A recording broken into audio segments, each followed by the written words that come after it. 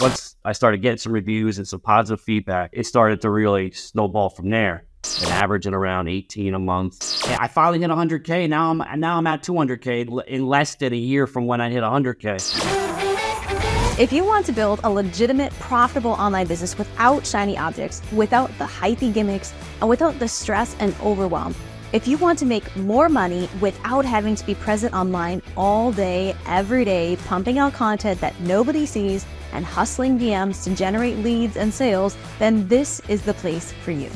Welcome to the Digital Trailblazer podcast, your online business university, where you'll learn how ordinary people start from ground zero with no influence, no email list or audience to sell to, and no business or marketing experience, and go from working 9-to-5 jobs to building successful 6- and 7-figure online businesses and all the steps in between. Learn the strategies that worked and what didn't. Learn the mistakes that they made and how to avoid them, and then learn their plans for scaling their businesses and taking things to the next level. All so that you can build your business faster and easier and make more money without sacrificing the things that are important to you in your life. I'm your host, Leah Ray Getz, and with me is my husband, Todd. Now, let's get to it with today's guest. Welcome to the show, Glenn. Super excited to have you with us today. Go ahead and introduce our audience to yourself and what you do. Hi, my name is Glenn Doman. I am a Facebook ads specialist. I've been running Facebook ads for about 7 years. I have my own agency with a graphics team, marketing manager, and a media buyer who's my son, so he helps me with ads too. And that's what I do. I help businesses get more clients and patients for their business. Okay, so what types of businesses, just to clarify for everybody? So we're in health and medical. So I have I help some doctors with weight loss and some med spas with weight loss, facials, microblading, home contractors, so home renovation, damage restoration, fence masonry installation, and home services too. So mortgage and insurance too. So all lead gen based. Okay, that's really cool. So how did you get started? Like, take me back to the time when you decided to start your own business. Like, what did that look like and how did that shift or whatever happen? So I was in the corporate side of things, corporate life, 9 to 5. I managed a call center. I was in call center management for about 15 years. My last 10 was I managed the lead gen department for Wyckoff Realtors. I had about 50 employees where all we were doing was generating leads for the agents across the country. And, one day I'm sitting in my office and I'm like, I'm going to have to do this another 20 years. And I'm like, I don't know if I wanted to devote 20 more years for corporate life. Look, honestly, I didn't want to ask somebody else to go on vacation. If I want to go somewhere, I want to go. And, it's even better if I'm able to, if I have to, work while I'm there, right? That was one of the draws. I was like, man, I could work on the beach. But the drawback on that is once you get to the beach, you don't want to work. Right? Once you're there, you're like, yeah, I don't want to. So it kind of, it was a double-edged sword there, but it's fine. The wife gets mad at me sometimes where, I'm doing meetings in a hotel room in the morning. She wants to go eat. But at the end of the day, I'm able to live the life how I want to live it. I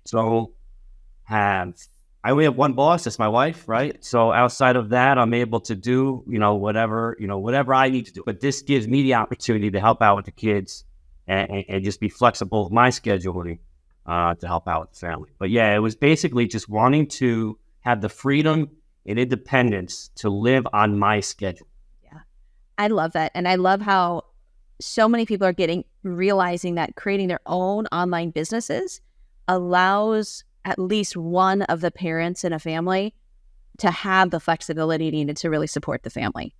And I think like the mid to younger generations are realizing how much that's needed. I think we were sold this, both get a job, both go out and do the thing. And now we're like, who's going to make the lunches? Like, who's going to drive the kids to soccer? And we're realizing how important that really is.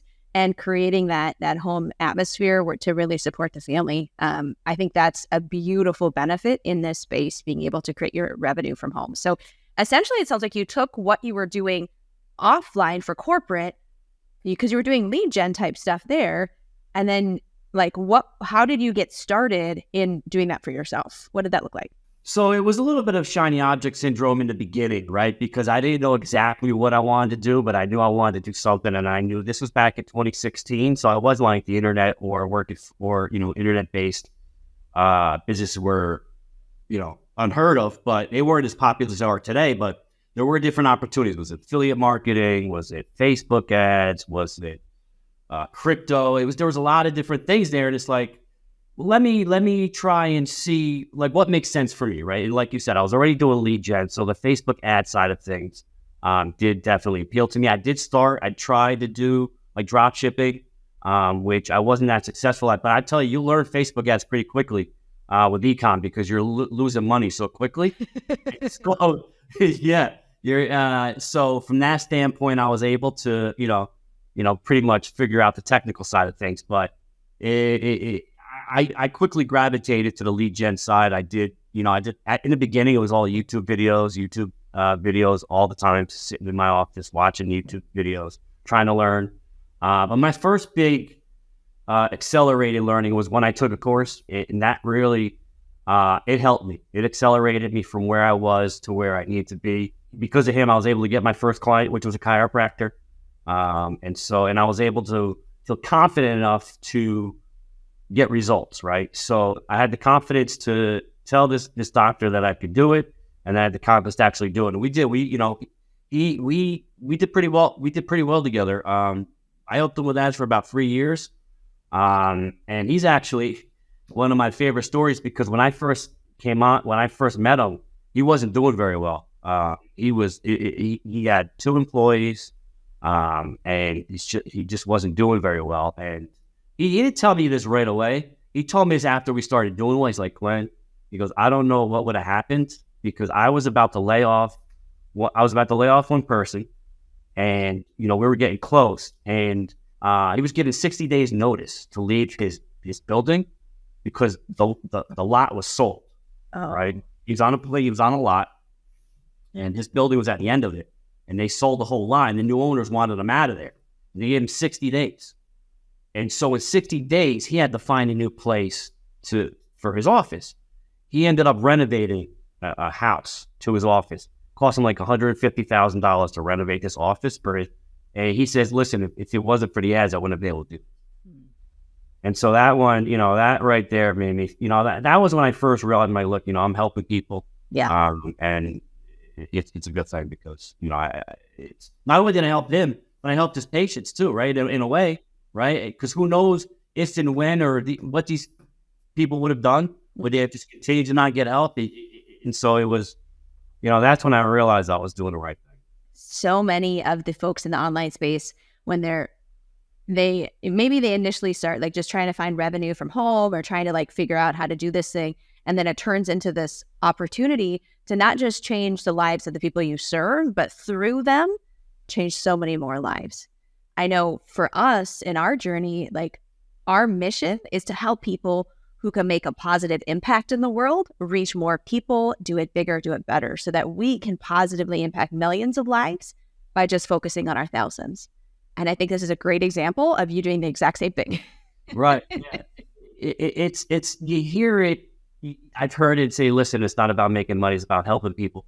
And you don't really realize how true that is until you're helping people. And it's like you stop focusing on the money, you start focusing on everything else, and you're like, let me just help people, let me work, let me stay busy, let me just keep working, and everything else will fall into place. And that is kind of what started me on, starting to be successful with the agency, is that when I focus just strictly on who can I help, not anybody, right? Like when I first started getting on Upwork, I was just helping anybody and everybody. It wasn't about the money. It was about just, let me get the exposure, let me help people. And I was taking on anything just to, get a job, get a profile, get some reviews.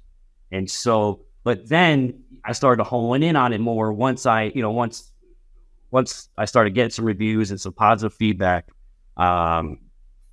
It started to really snowball from there.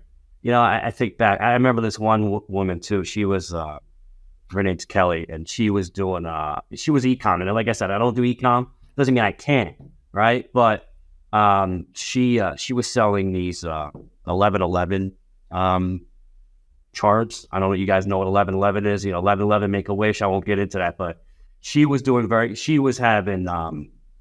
through medical stuff, and she was not doing very well financially.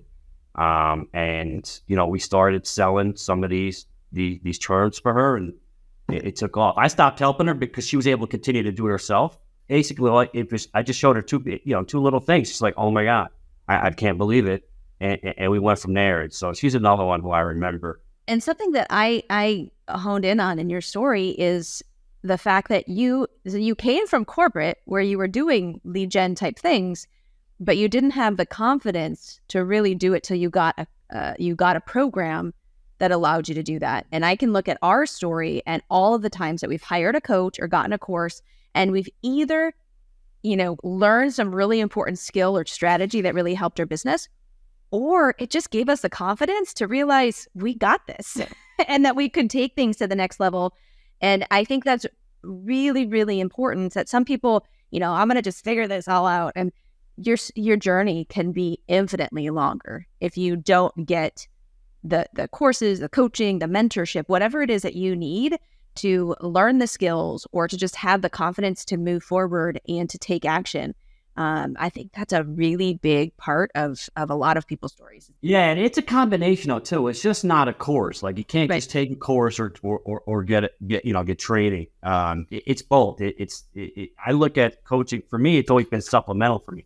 It was like that, the last few pieces, right? I'm able to get to 75, 80% of it. But to get to that 95, 100%, I've always needed somebody doing better than me to fill me in and let me know what I was missing. Because sometimes I'm either too close and you can't see it, or it's just something out of the blue you just didn't know about. So one thing that I think is important for people to understand is that a lot of these courses that are out there that they can buy, a lot of them will teach you like how to run Facebook ads. They'll teach you how to create the course. They'll teach you, how to do this thing, how to create a podcast, right?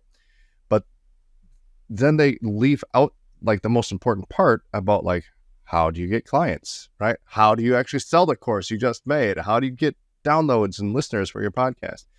And that's one of the big problems with a lot of these courses. But it sounds like that either that came with the course that you had, or you somehow figured that out yourself. Can you tell us more about like how you get your clients, how you learn to do that and all that stuff? Yeah, so it's just grind. In the beginning, for me, getting clients, it was grinding. It was just cold calling. It was joining network groups, right? So my local chamber of commerce, it was mailers. I was going to chiropractors all over Jersey, just dropping postcards with an offer in there. In those beginnings, I remember one time I had my dad driving me around because I just didn't want to go alone, right? So I'm just like, Dad, help me out here, you know what I mean? Just so I'm not by myself. And so, a lot of times these, you hear, you're always hearing the glamorous side of these things, but it took a while. I left my corporate job too early. My wife will sure to remind you of that one, right? I left too early, but I think that helped me because it made me, I had to be in that grind mode. So for me, my first goal was a 10K month. I need to get to $10,000 a month. And in February of 2020, I was lined up. I was around 7,000. And then it was like first or second week of March. And I met somebody through the local chamber of commerce. He owns 4 bars and restaurants. He's like, I need a new guy. I met him. You seem like you're the guy. We're going to do it. I'm like, okay, I put me over 10K. I was so excited, right? I go into his office. I think it was a Thursday. And his assistant says to me, they just shut down a bar in Miami because of this COVID thing. And I'm like, okay. And he's like, yeah. So right now we need to see what this whole thing shakes out, looks like. And So, so I didn't get that. Obviously, I didn't get. I was like, of course, I don't want to sit here and sign a contract and go through all this and not do anything. And like I said, all my clients were local type businesses, and everybody closed. And I had no business for 60 days. Wow. I ended up at that point. I got very lucky. I joined an agency that does Facebook ads right here, 20 minutes from my house. Worked with them for a year, and then left on my own again. And it's been great ever since. And working for that agency really accelerated my growth too, because I didn't have any clients where I was spending $10,000 a month. I mean, a debt, right? We were running. This agency's doing very well. He does 7 figures a month, right? And so I was able to really learn how to, work with bigger clients, how to spend $10,000 a day on Facebook ads. And so that helped too. But during those 60 days where I lost all my clients, I had no business, that's when I opened up my Upwork account. And I was slowly working Upwork while I was working at the agency. He knew, the owner didn't care that we had our own business, as long as we needed a fee, and we had, NDAs and contracts in there, so we can, we keep it legit. But I was able to have my own revenue outside of there. And while I was at the agency, I was able to, take on these accounts on Upwork, do a great job for them.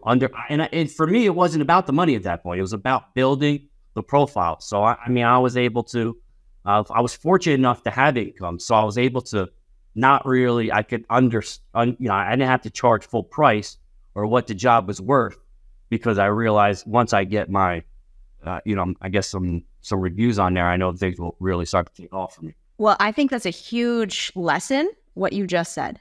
And we'll see this in people who, whether they're selling a service on Upwork, like what you're doing, or even if they're launching a new course or a coaching program or something like that, and having a stable revenue so that you're not like having to live off the first sales. Like in the courses and coaching space, it would be like a beta launch, like the first time through your program, you discount it severely because it's not the money that is the value of those first clients going through your program. It's the testimonials. It's the reviews. That's what you're really getting paid with. So if you're like, I got to go get milk for the kids, having that revenue is wise. And so we're big proponents of not fully jumping ship until you're ready for it so that you can afford to reinvest into your business, to not need that revenue so badly at the beginning that you can work for reviews. So not always charge, otherwise they don't value it and it's not going to work, right? But have you able to take those discounts, and it's okay because you're working for the review, you're working for the testimonial that you're going to make tons of money on down the road.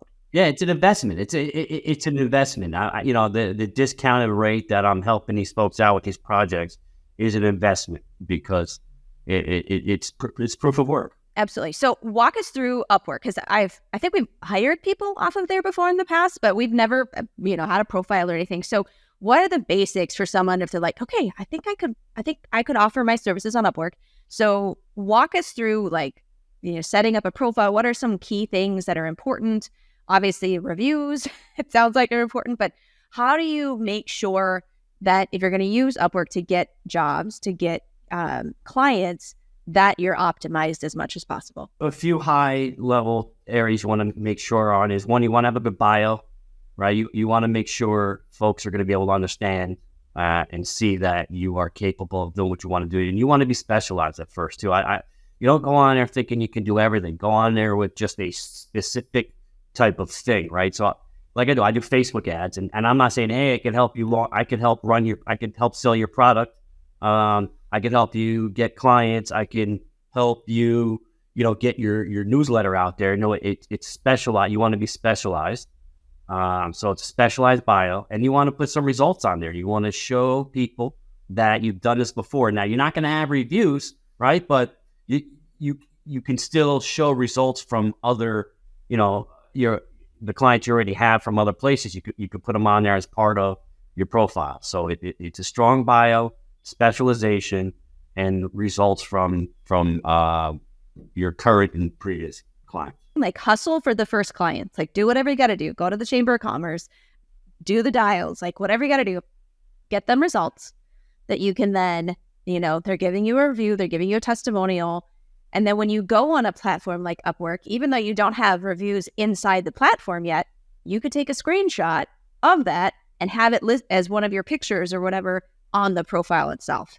So that's really smart. That's a gold nugget for all y'all listening here. If you're just getting those profiles started, that's a good one. So I was going to ask, like Upwork is one of those that we've seen out there a lot, but we haven't really used as much as something else like Fiverr, right? Fiverr is one that we're on quite a bit.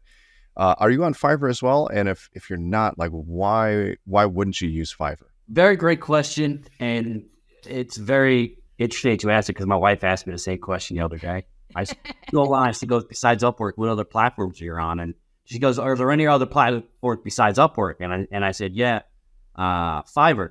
And I did try Fiverr when I first started with Upwork. I went on Fiverr too.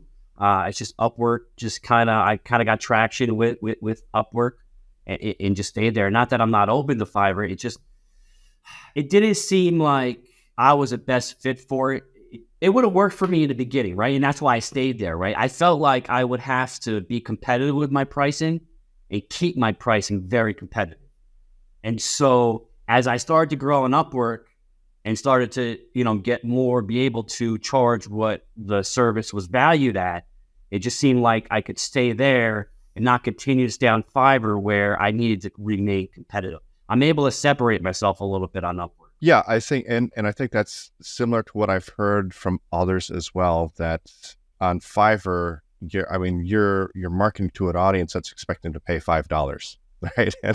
And on Upwork, you're typically, looking for a higher level, someone who's expecting to pay more to get more. Right, exactly. And you put it very well, Todd. Thank you. Okay, so you ground out, hustled it out to get some initial clients. Then you really honed in on your process on Upwork. So give us some numbers. Like, what have you been able to do? Where are you at this point in your business? So I hit a milestone. It was within the last 12 months where I finally hit 100K on Upwork.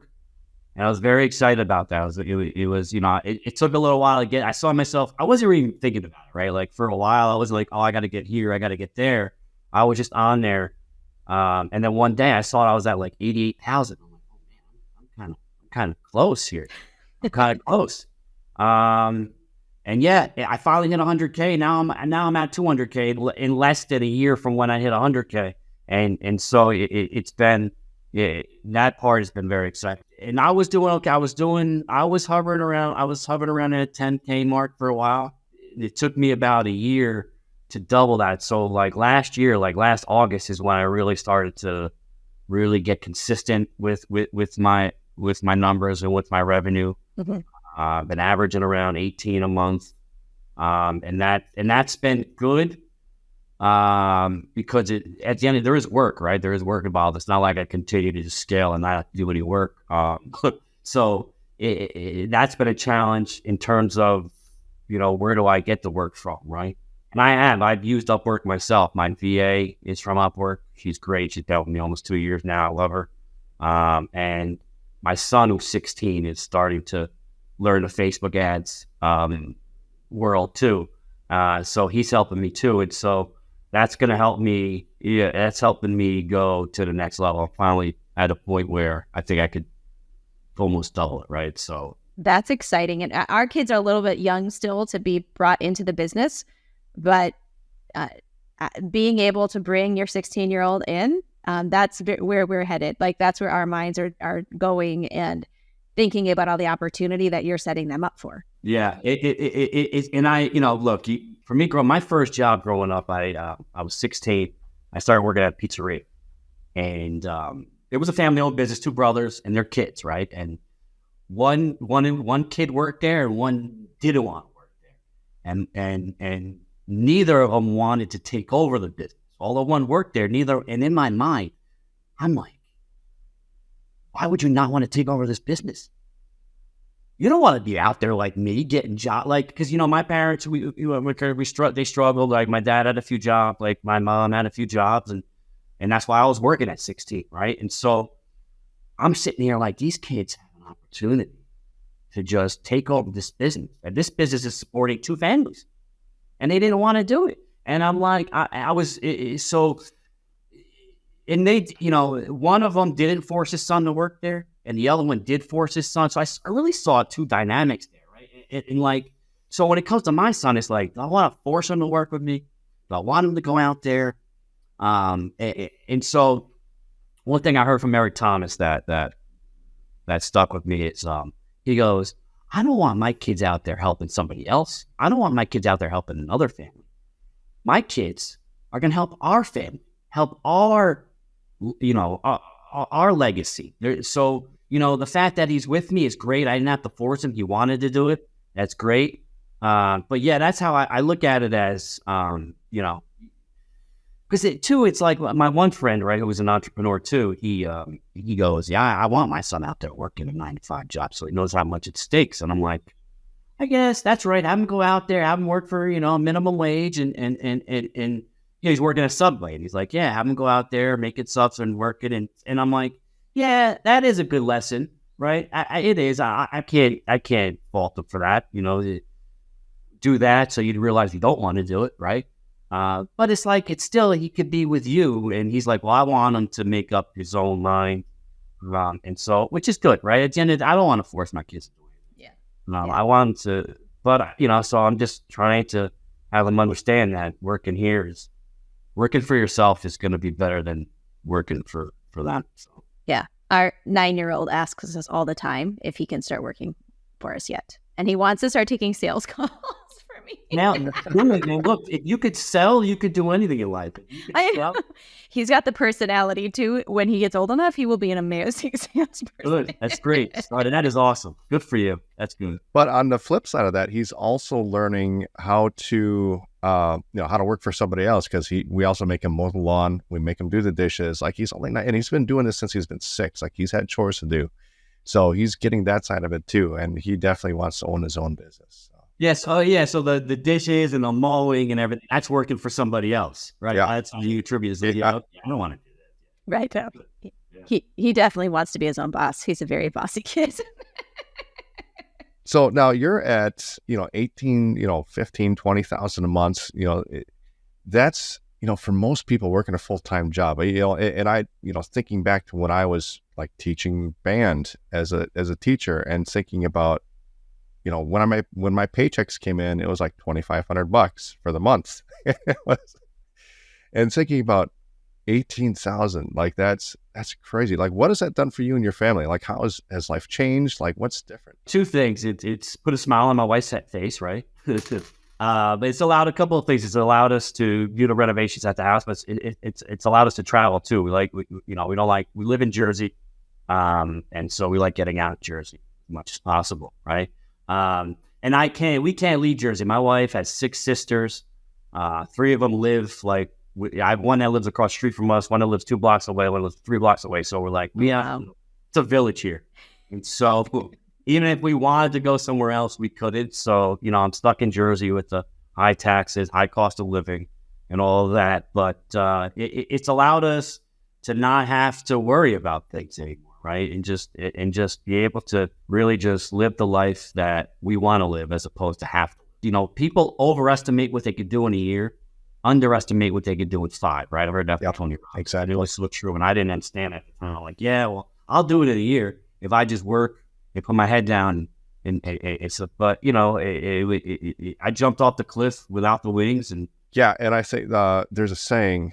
So part of my story is, I was teaching for 3 years, and my job got cut from the budget twice in those 3 years. So I went back to school. And one of the things I went back to school for was a project management certificate. And one of the things I learned there is, it takes 9 months to make a baby, but you can't create a baby in 1 month by impregnating 9 women, right? There's just certain things that take a certain amount of time, and just by putting in more effort, it doesn't really always shorten that time frame. But even so, like, if it took 2 years to to get to a point where you're comfortable, where you're making a full-time income, and even at that point, pretty good income, right? If you're making 5,000-10,000 a month, that's a solid full-time income. And it only took you 2 years to get there. Compare that to going to college for 2 or 4 years and then coming out with no experience. You got a degree, but now you get all this college debt. Now you got to go start at the bottom at some corporation, right? Versus if you had just taken those same 2 years, live with your parents, do whatever, try to figure it out, work another job on the side, doing whatever to fund your business, and go through that process to build your own business from the beginning.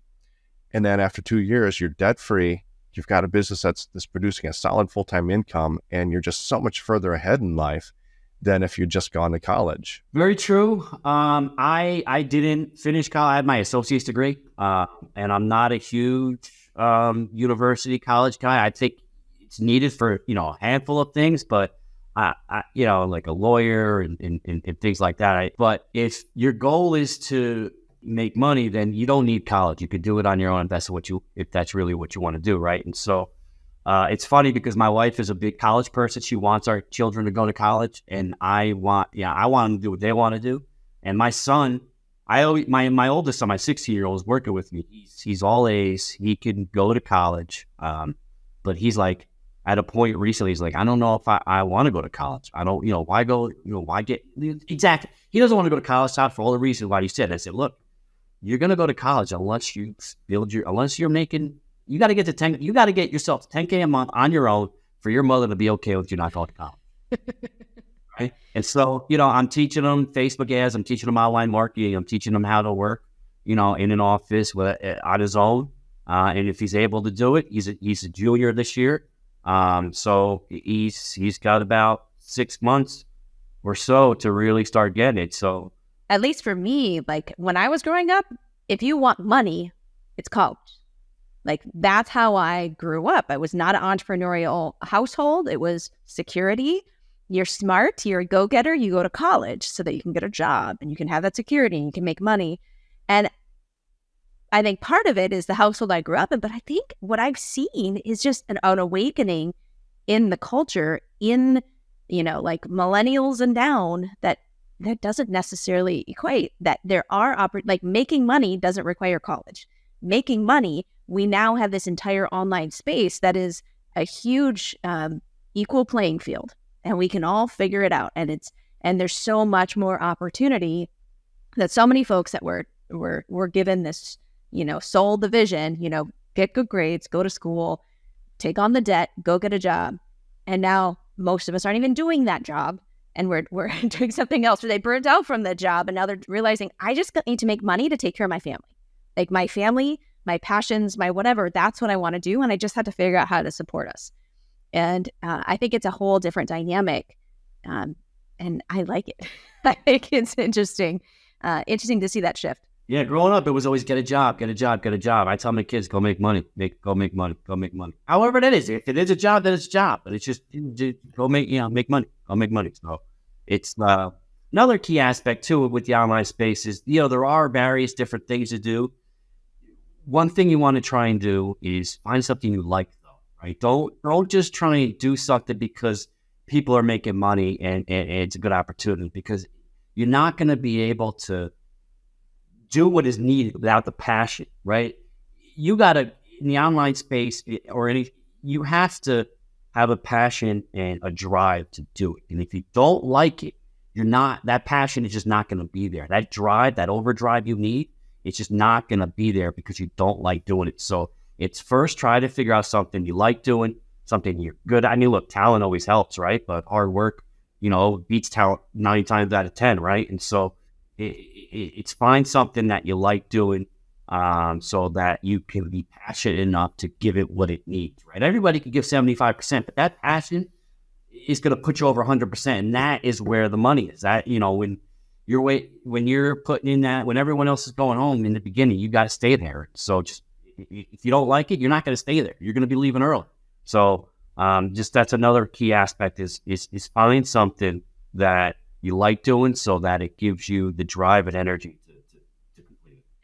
Well, this has been so much fun. So I'm curious, what's next for you? Like, what do you feel like is your next stage or how you're going to grow or scale? So very good question. And that's why my wife asked me about other platforms, because we're looking to push things along. And she's like, listen, you have help, you got agents. So how do we keep them busy? And so for me, it's going to be, it's something I should have done a while ago. And they always say, ads. I'm going to run ads for myself. I've never done it.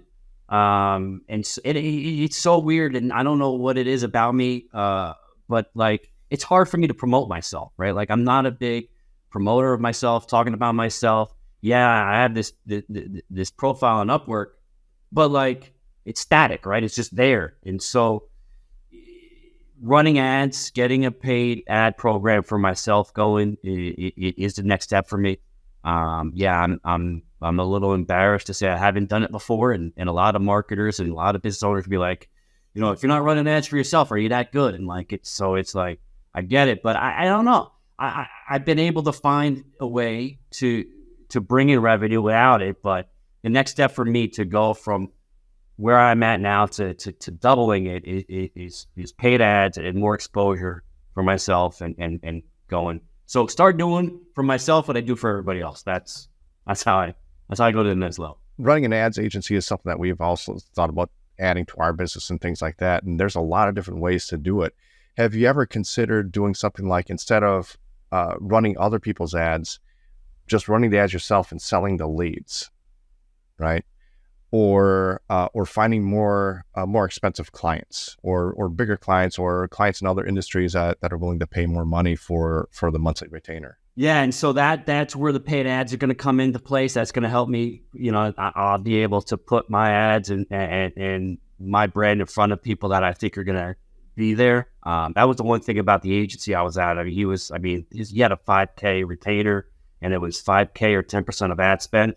And most of the clients were getting 10% of ad spend because we were able to get into that upper echelon of clientele. And so the selling the leads, it's very interesting that you say that, because I just hooked up this morning with somebody where we do insurance leads. We generate insurance leads and sell them to brokers, right? And so that's the model you're talking about. And so I'm actually about the way it's crazy how the world works, right? And so it's not going to be the first time I've done that, but it's going to be a great learning experience for me, because they showed me that they're spending about $15K a day, and so I'm going to be able to really see behind the curtain how that's done. The only piece of that, like the ad side, the business side, I got it's how can I get in front of the people that are willing to spend that I have to really start to figure out a little bit better. That's awesome. We've got a client, Rob, who does agency work, and it was a similar situation that they was doing good work for the clients, but his business itself was kind of stuck at like 100, 200 or something a year. And because he wasn't doing for himself what he was doing for the clients. And so we started working with him and like, no, you got to, and like walking him through how to really optimize his own systems, how to get everything in place. And he's on track. He's on track for a 7-figure year. Yeah. And he had been stuck for like 3 years at like 150 or something like that. So get your systems dialed in, start driving some traffic, doing it. That's how you really, really take it to the next level. So I love that. How do people find you? Like if they want to learn more about you or what you do, how are they going to get connected? So I have a website. You can find me on Facebook. I'm on Upwork. I'm on LinkedIn. My website, you can find, I have a guide on there, top 10 things needed for any Facebook ad campaign. So if somebody's looking to do some Facebook ads, you can just breeze that over. It's right on the homepage. But yeah, my agency name is Elevation Services. So the website's elevationservicesllc.com. You go there and you'll be able to find me and what I do and how I help everybody. Awesome. Well, thank you so much. It's been such a pleasure. My pleasure. Thank you for having me. It was a great opportunity. Have a good day. You've been listening to the Digital Trailblazer podcast. For show notes and information about today's guest, head to digitaltrailblazer.com. Now, if you love this episode, if you got some value, make sure you leave us a review and subscribe. And be sure to share this episode with anyone you know who could use help to build their business. Thank you for listening, and we'll see you next time.